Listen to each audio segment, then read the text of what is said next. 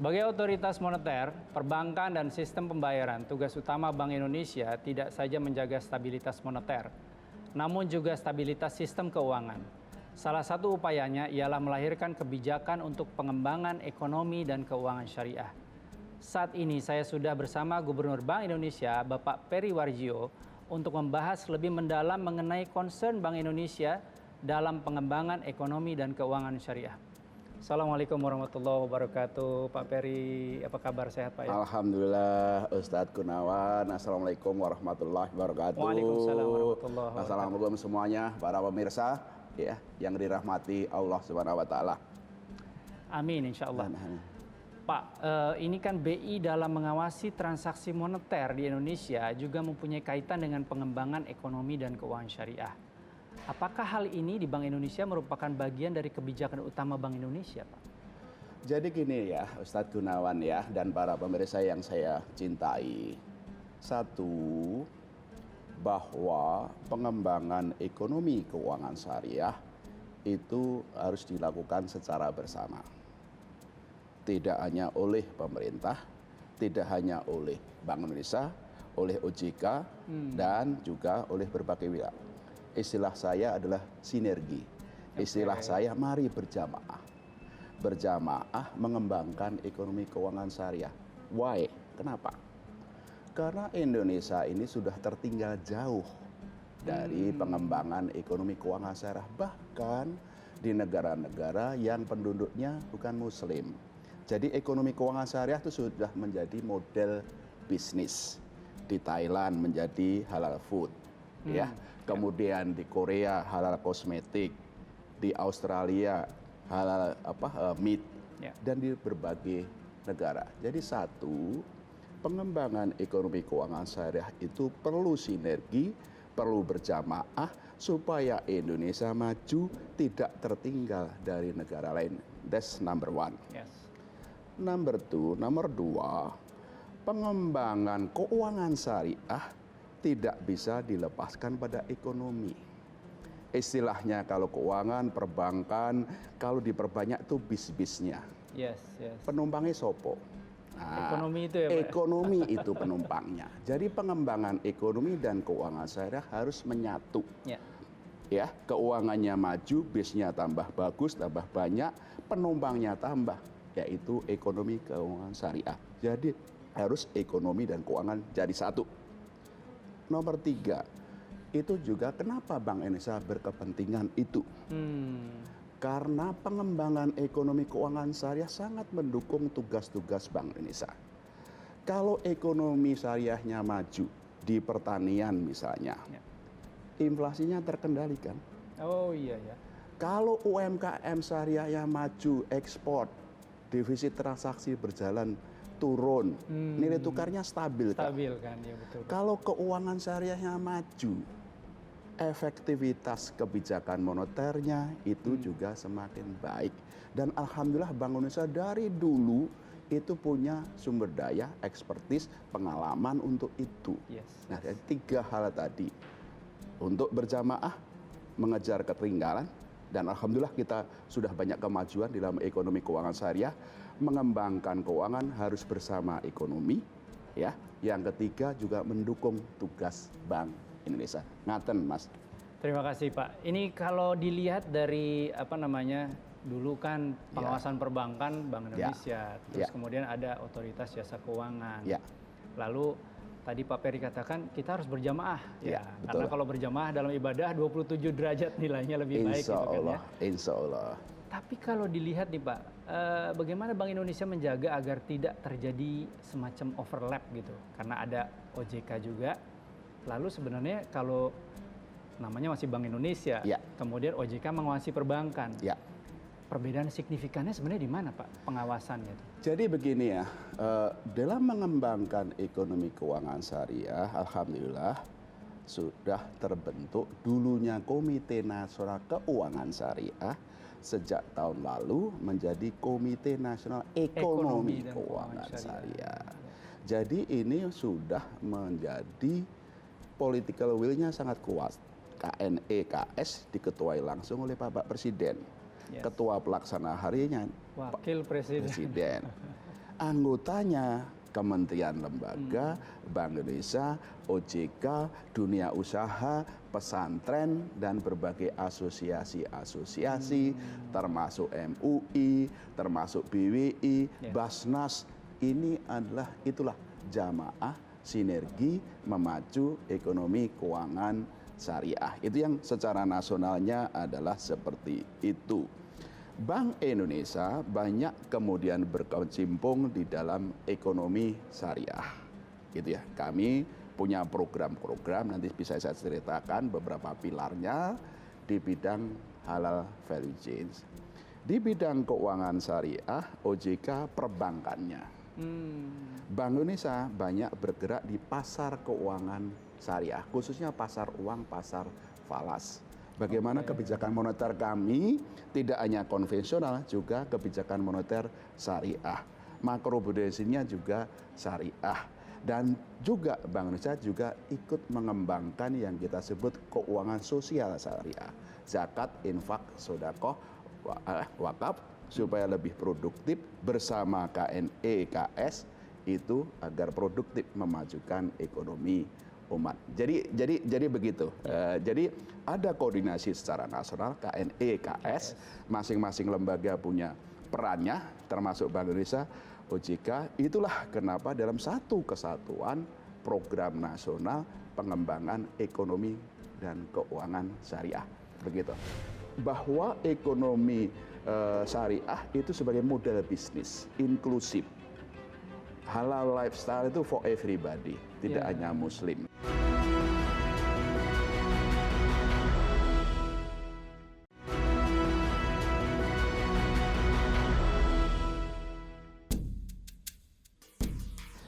Bank Indonesia menjadikan pengembangan ekonomi dan keuangan syariah sebagai kebijakan utama guna menciptakan kemandirian dan ketahanan ekonomi nasional. Ekonomi dan keuangan syariah memiliki peran penting untuk memperkuat struktur ekonomi dan pasar keuangan baik saat ini maupun di masa yang akan datang. Nah, Pak Peri, apakah Bank Indonesia punya semacam blueprint pengembangan ekonomi dan keuangan syariah, Pak? Alhamdulillah, sejak saya jadi Deputi Gubernur Bank Indonesia, ya, kita sejak tahun 2014 mengembangkan blueprint pengembangan ekonomi keuangan syariah. Waktu itu kemudian 2016-2017 KNKS waktu itu juga ada. Dan itu kemudian secara nasional sekarang ada Komite Nasional Ekonomi Keuangan Syariah. Alhamdulillah blueprint yang disiapkan Bank Indonesia kemudian diadopsi, digabungkan dengan keuangan syariahnya menjadi blueprintnya atau strategi nasional pengembangan ekonomi keuangan syariah secara nasional. Yang tadi saya ceritakan di bawah KNE, KS. Bagaimana mengenai Bank Indonesia blueprintnya? Blueprint pengembangan ekonomi keuangan syariah di Bank Indonesia itu ada 3 pilar. Satu adalah pengembangan ekonomi syariahnya. Apa yang kita maksud pengembangan ekonomi syariah itu? Bagaimana supaya Indonesia segera dan secara cepat, dan alhamdulillah kita banyak kemajuan untuk mengembangkan ekonomi keuangan syariah. Nah, Indonesia jangan jadi pasar, tapi juga menjadi pelaku. Itu lihat dari strukturnya. Pengembangan ekonomi syariah tujuan akhirnya adalah membuat mata rantai ekonomi halal. Halal economic value chains. Halal economic value chains. Karena value chain berarti di segmen bawah apa sih? Pemberdayaan ekonomi umat.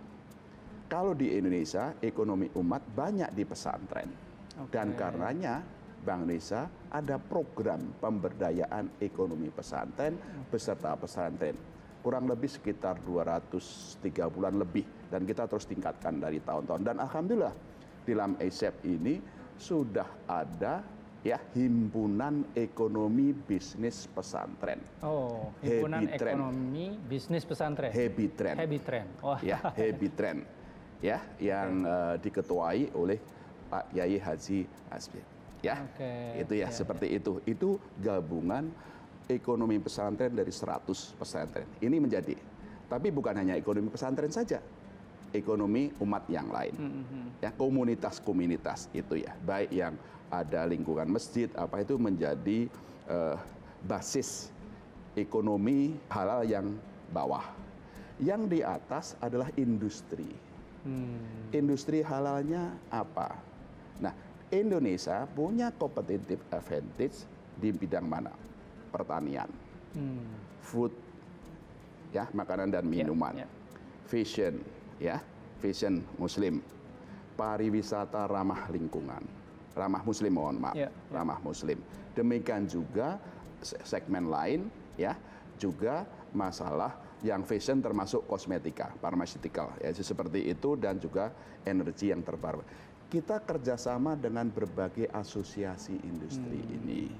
Ada asosiasi yang bergerak di pariwisata, ada yang asosiasi yang bergerak di bidang food and beverages, makanan minuman halal, ada juga yang di fashion. Nah, ini yang kita sebut halal economic value chain, menyambungkan, bersilaturahmi, berjamaah para asosiasi ini. Inilah salah satu fungsi Bank Sentral, menyambungkan juga dengan yang ekonomi umat, sehingga secara keseluruhan Indonesia, ya, itu membentuk halal economic value chain dari sisi struktur ekonomi yang di bawah, yang di atas, dan ini secara bertahap tapi kemudian semakin maju, sudah go ekspor. Bahkan juga sudah go digital. Ya, ekspor oriented dan digital oriented. Karena disitulah kenapa tadi kembali kepada kenapa Bank Indonesia, ya, berkepentingan ini tidak hanya sebagai sumber pertumbuhan ekonomi baru, tapi juga mendorong pengendalian inflasi lebih gampang, mendorong ekspor dan seterusnya. Jadi ini ya, bahwa ekonomi syariah itu sebagai model bisnis inklusif. Halal lifestyle itu for everybody, tidak hanya Muslim. Nah, itu pilar satu di bidang ekonomi syariah. Sasarannya halal economic value change, ya, go export, go digital, itu kita kembangkan. Yang kedua adalah di bidang sistem keuangan syariah tadi, ya. Seperti tadi sampaikan, kalau kelembagaannya ada di OJK, mikroprudensial. Bank Indonesia sudah banyak kebijakan moneter yang basisnya syariah, makroprudensial yang basisnya syariah. Kita mengembangkan itu. Kita juga mengembangkan pasar uang syariah yang semakin lama berdasarkan sukuk base. Ya, itu seperti sukuk itu. BI ya. Ya, sukuk BI dan segala macam. Kita kembangkan tuh pasar keuangan syariah. Itu ya, ini yang di bidang kita sebut keuangan komersial syariah. Ada juga keuangan sosial syariah. Zakat, infak, sedekah, wakaf. Ini potensi yang sangat besar. Makanya kita kerjasama dengan Basnas, dengan BWI, memobilisasi ZSWAP ini agar lebih produktif. Beberapa proyek bersama BWI misalnya, tanah wakaf yang sudah siap, produktif, dibangun suatu integrated komplek. Ada masjidnya, ada pesantrennya, ada office komplek, ada apartemen, itu dibangun. Dan ini adalah di bidang sistem keuangan syariah. Pilar yang ketiga, riset, edukasi, literasi. Risetnya kami bekerja sama dengan Dikti dan Kementerian Agama dan lebih dari 70 universitas membangun, menstandarkan kurikulum ekonomi keuangan syariah sebagai standar kurikulum, ya, seperti itu. Kita juga mengembangkan kewirausahaan. Entrepreneur, apakah basisnya pesantren, ya, industri, wirausaha. Santri itu cepat sekali menjadi wirausaha. Cepat sekali. Harus menjadi wirausaha karena itu adalah bagian daripada 9 pintu rezeki dari 10 pintu rezeki. Insya Allah, cepat sekali. Pengalaman kami masuk ke pesantren, Masya Allah, mereka cepat sekali. Dan juga tadi, kampanye halal lifestyle, termasuk penyelenggaraan FESAR. Setiap tahun kami menyelenggarakan FESAR 3 kali, di wilayah timur, wilayah Jawa, wilayah Sumatera. Dan kemudian puncaknya di ISEP. Kita sudah menyelenggarakan tahun ini ke-7 ISEP. Dan ke-7, Pak, ya? Indonesia, ISEP sudah menjadi platform bersama di mana membanggakan Indonesia di bidang ekonomi keuangan syariah sudah mendunia dan Indonesia semakin diakui menjadi pusat ekonomi keuangan syariah. Ini betul-betul sinergi nasional yang insya Allah itu selalu diberikan bimbingan dan kemudahan keberkahan dari Allah Subhanahu wa taala. Fokus kepada di mana Indonesia lebih berdaya saing, competitive advantage. Nah ini penting nih Pak. Itu penting ya. Karena kita melakukan studi di mana Indonesia lebih kompetitif dengan yang lain ya, supaya tidak menjadi pasar saja tapi juga pelaku.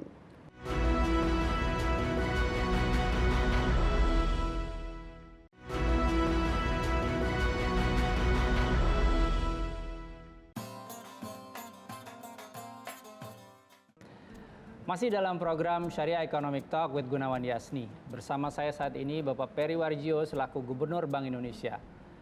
Dalam upaya pengembangan ekonomi dan keuangan syariah secara global, Bank Indonesia memiliki posisi strategis dalam berbagai forum internasional. Hal ini membuat Bank Indonesia memiliki kesempatan lebih luas untuk menginisiasi pengembangan berbagai bidang termasuk ekonomi, keuangan syariah, serta industri halal. Nah, Pak Peri ini, kalau kita lihat ya, ini blueprint banyak dari Bank Indonesia, dari mana-mana ya, dari OJK juga kemudian dikombinasikan semua dalam Komite Nasional Ekonomi dan Keuangan Syariah. Tapi kita sebenarnya secara nasional nih Pak, apa strategi utama Bank Indonesia dalam pengembangan ekonomi syariah nasional? Jadi begini, tadi kita sudah bicara salah satu strateginya. Dalam pengembangan ekonomi keuangan syariah, harus 3 pilar tadi. Ekonominya, keuangannya, dan edukasi, riset, literasi. Karena ini tiga-tiganya itu harus satu-satu, menyatu. Tadi nggak bisa ngomong-ngomongan keuangannya, bisnya, tanpa penumpangnya, ekonomi. Ekonomi penumpangnya Pak ya. Tapi ini bisnya maupun ekonominya nggak akan maju kalau masalah riset, edukasi, literasi, karena itu adalah nanti memberdayakan masalah bagaimana pendidikannya, kewirausahaan dan juga masyarakatnya. Itu strategi yang pertama. Harus 3 aspek itu, ekonomi, keuangan, dan riset, edukasi, literasi.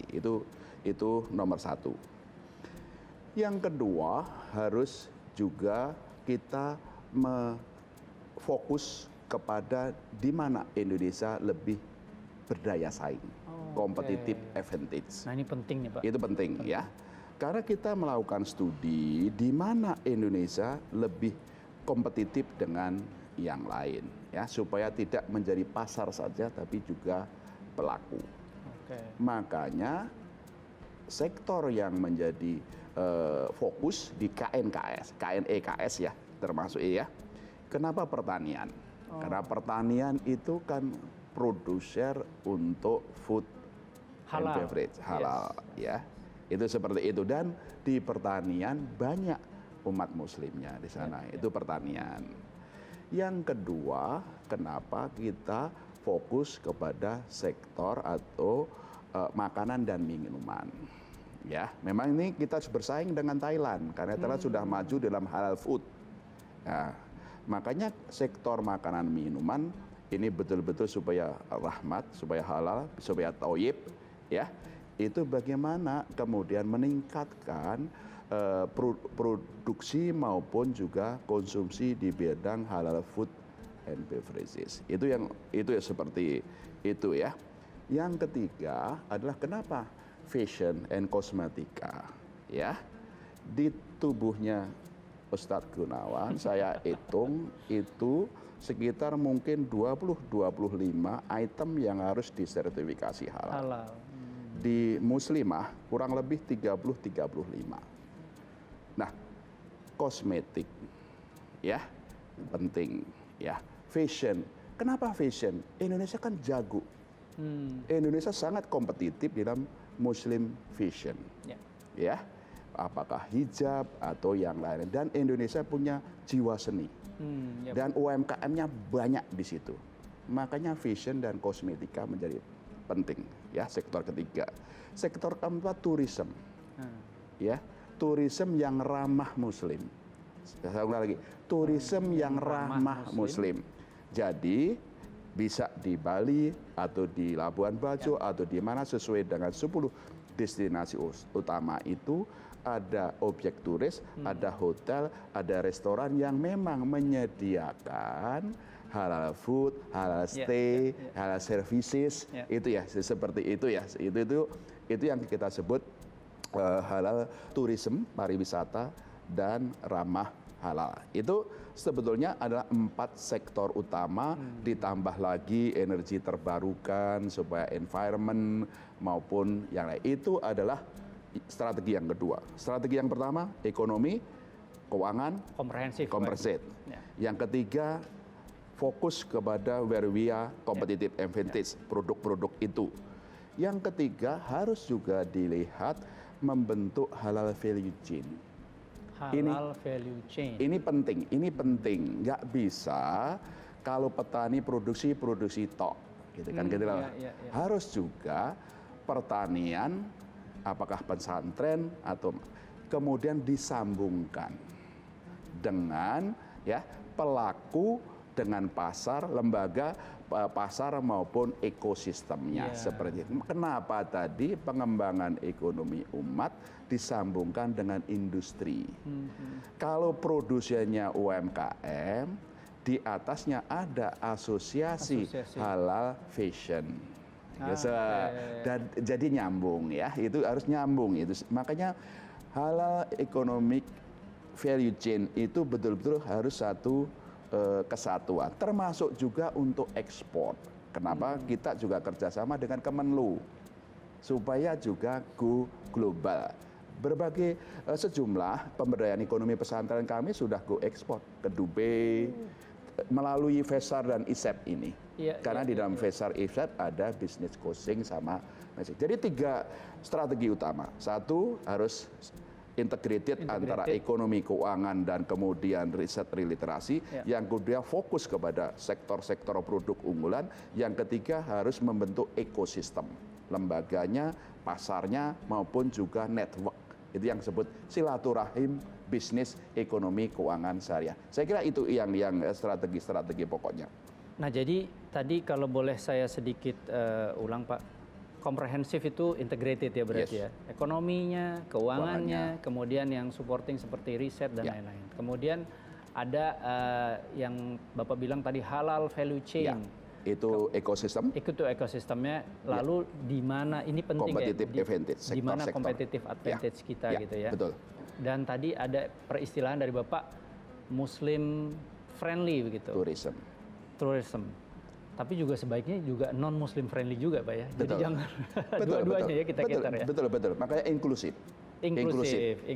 Ya. Misalnya suatu hotel tidak harus semuanya dikonversi. Hotelnya mungkin sama, tapi ada memberikan servis segmen yang halal friendly. Itu seperti itu yang kita sebut ya. Saya tuh sering merenung ya setelah pandemi COVID-19. Jangan-jangan Allah sedang menunjukkan kita peradaban baru di balik pandemi COVID-19. Dan mungkin ini Ustadz Gunawan, peradaban baru yang digitalisasi.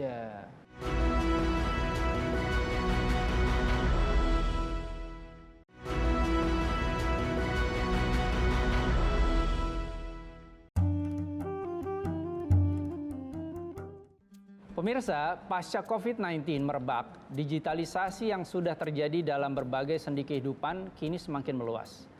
Pandemi ini berhasil mengakselerasi perubahan interaksi masyarakat dengan teknologi karena penerapan social distancing.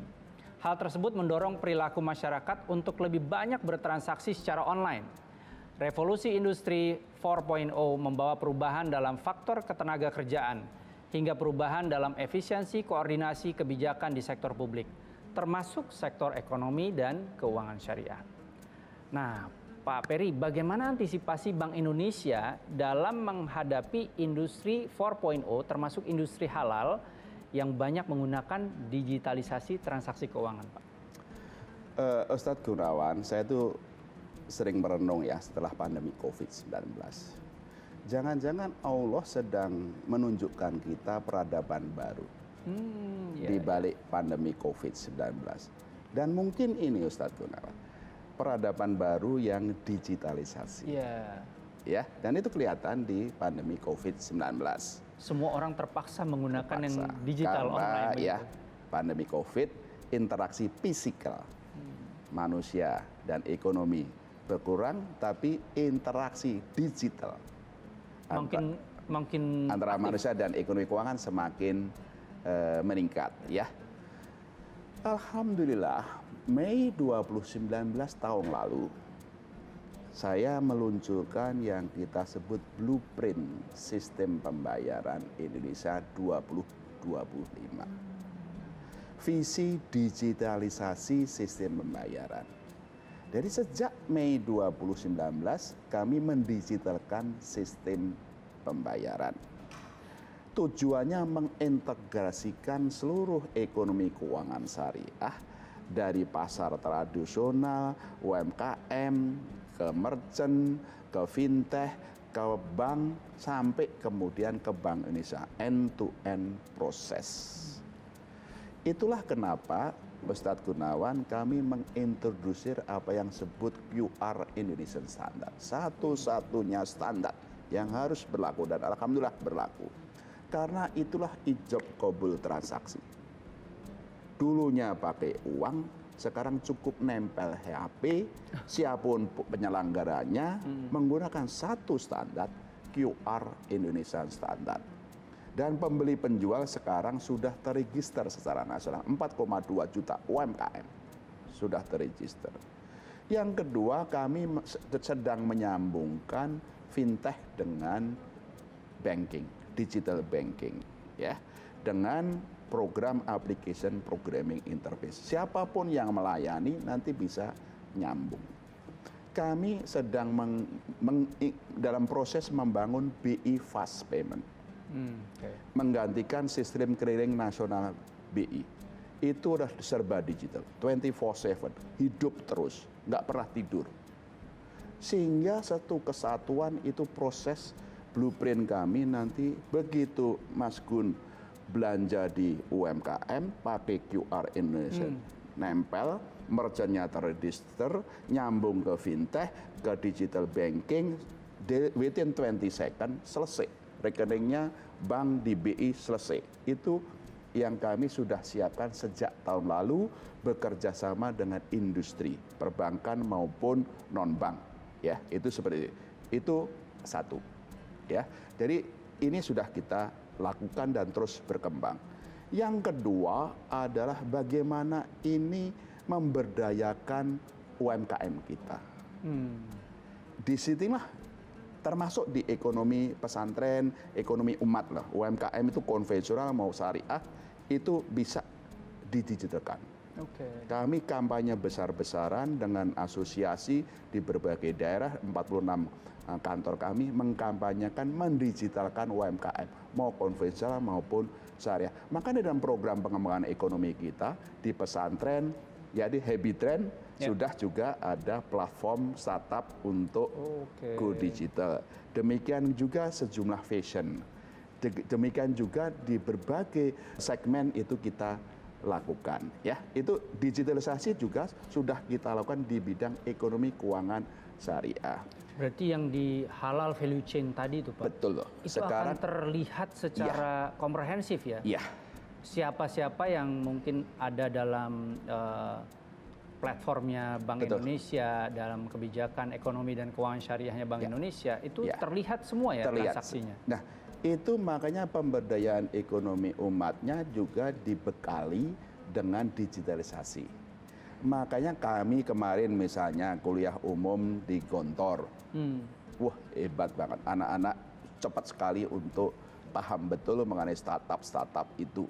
Dan ini di bidang ketiga, kewirausahaan yang kemudian juga digital. Anak-anak muda sekarang itu cepat sekali. Ustadz Gunawan masih muda, jadi lebih cepat dari saya, yang kolonial, yang tua. Jadi 3 hal itu. Pertama, digitalisasi pembayaran sudah kami lakukan sejak Mei tahun lalu dan insya Allah 2025 itu komplit ya, komplit. Yang kedua, digital sistem pembayaran kami juga bekerja sama dengan pemerintah untuk mendigitalkan UMKM. Makanya pemerintah di bawah Bapak Presiden ada program untuk pemberdayaan ekonomi termasuk Bangga Beli Indonesia. Itu mendigitalkan ya, seperti itu. Jadi UMKM konvensional maupun syariah itu terus kita kembangkan bersama pemerintah. Yang ketiga, bagaimana milenial khususnya mereka sangat tertarik dan juga mengembangkan dalam kewirausahaan digital, membentuk startup seperti inilah sebetulnya yang terus kita lakukan. Jadi industri 4.0 jangan hanya diartikan hanya industri besar. Indonesia itu peluang dan manfaat yang tinggi digitalisasi UMKM, konvensional atau syariah, termasuk juga bagaimana linknya di keuangan, bagaimana linknya di sistem pembayaran gitu. Kalau punya amanah, tolong juga ada barokah itu juga berguna bagi umat. Kalau punya ilmu juga diamalkan bagi umat. Insya Allah itu berkah bagi umat, negara, berkah bagi Indonesia, jangan berkah Mas Gunawan dan para pemirsa semua.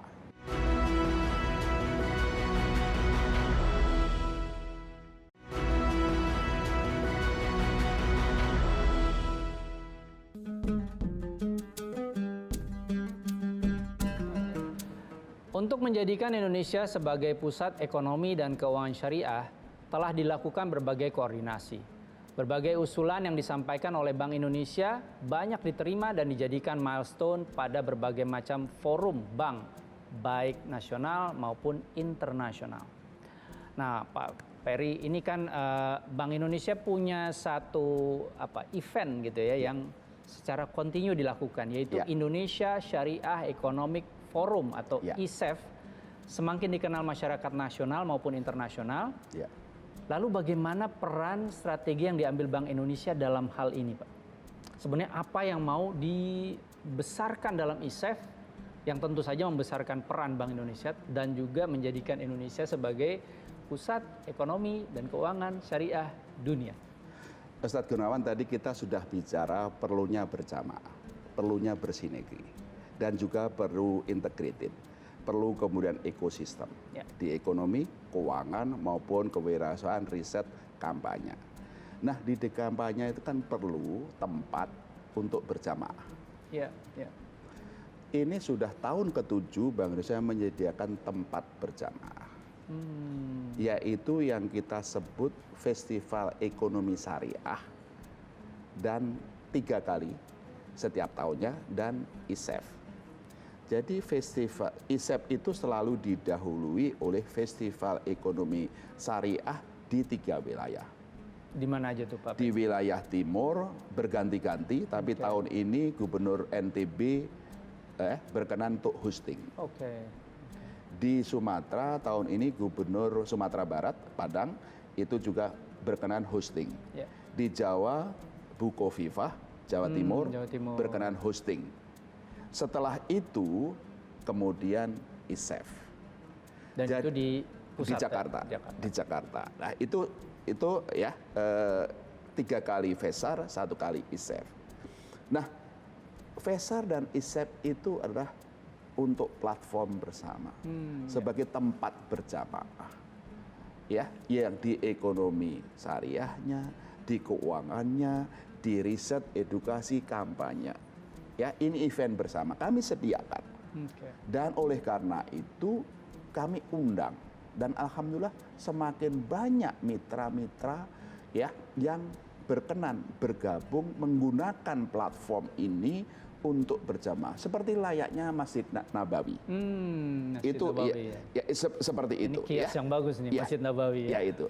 Dan di sini kami bersyukur karena Komite Nasional Ekonomi Keuangan Syariah juga ini dijadikan menjadi platformnya. Seperti itu, dan saya berterima kasih kepada Bapak Presiden, Pak Wapres yang selalu seperti itu. Nah, oleh karena itu event-event dalam FESAR di tingkat wilayah dan ISEF nasional internasional itu adalah tadi jamaahnya ya, ekonomi pesantren, industri halal, mata rantai bertemu.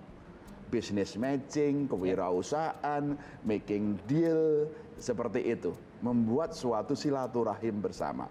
Di keuangan juga begitu. Perbankan, asuransi, ya keuangan bertemu di situ. Dunia pendidikan, universitas, perguruan tinggi, ya wirausaha, dan juga berbagai asosiasi kumpul di situ. Itu yang kita lakukan ini sudah tahun ke-7. Dan itulah kenapa semakin lama Bank Indonesia semakin diakui dunia. Itu adalah seperti itu. Tahun ini memang di balik pandemi Covid, kita bukan menurunkan, justru meningkatkan dengan berbagai acara digital. Kita mulai sudah hari ini dibuka, kemudian Agustus, September, Oktober. Jadi Agustus, September, Oktober banyak event-event di tingkat wilayah yang kemudian di tingkat nasional. Ada tidak kurang 22 event nasional dan internasional. Meeting-meeting, workshop, talk show, kemudian kewirausahaan itu adalah seperti itu ya. Ada kurang 500 eksebisi. Kemudian juga 7 kompetisi nasional. Dan mitra-mitranya itu semakin lama semakin banyak ya. Tadi nasional maupun internasional. Internasional itu ada IFC, IFSB, lembaga-lembaga itu menggunakan itu ya. Nasional ya, selain KNEKS, OJK, kemudian BWI, Basnas, BPKH, BBJH, MUI, asosiasi itu, perbankan, itu adalah menggunakan event-event ini selama series 3 bulan ke depan. Nah, itu yang kita lakukan untuk bagaimana kampanye secara besar-besaran di bidang ekonomi keuangan syariah. Pak Peri, ini kalau boleh saya sedikit simpulkan nih Pak. Amin. Kalau dari pengalaman saya di belahan-belahan dunia yang lain, sepertinya baru di Bank Indonesia ini Central Bank yang mencoba untuk melakukan satu integrasi gitu ya. Yang tadi Pak Peri bilang sebagai halal value chain. Yang tadi Pak Peri bilang harus Muslim friendly dan juga non Muslim friendly. Yang kemudian sistem digitalisasinya bisa mengcapture gitu seberapa besar sudah baiknya halal value chain tadi menggunakan sistem digitalisasi online banking ataupun online financial transaction gitu yang tentu itu ada kontrolnya di bawah Bank Indonesia gitu Pak ya. Ini sesuatu yang luar biasa. Jadi alhamdulillah Bank Indonesia menurut saya mungkin saat ini baru satu-satunya bank sentral yang sangat concernnya besar gitu ya, seperti itu untuk menggabungkan berbagai macam pihak. Jadi bukan hanya bicara perbankan saja kan, namanya Bank Indonesia gitu kan ya. Kan gini kan Ustadz Gunawan, kan para kiai, para guru, orang tua, ulama kita kan selalu mengajarkan ya. Kalau punya amanah tolong juga ada barokah itu juga berguna bagi umat. Kalau punya ilmu juga diamalkan bagi umat. Insya Allah itu berkah bagi umat, negara, berkah bagi Indonesia, jangan berkah Mas Gunawan dan para pemirsa semua. Barangkali itu yang kami lakukan. Terima kasih banyak Pak Peri atas segala yang sudah diupayakan sebagai Gubernur Bank Indonesia. Amin. Demikian perbincangan saya bersama Gubernur Bank Indonesia Bapak Peri Warjio. Semoga apa yang disampaikan dapat diterima sebagai ilmu dan pengetahuan bagi khalayak. Juga memacu semangat Indonesia untuk bergerak maju menjadi kiblat ekonomi syariah dunia di masa depan. Nantikan episode Syariah Economic Talk with Gunawan Yasni selanjutnya dengan narasumber terkemuka dari dalam dan luar negeri. Saya Gunawan Yasni beserta kru yang bertugas undur diri. Sampai jumpa.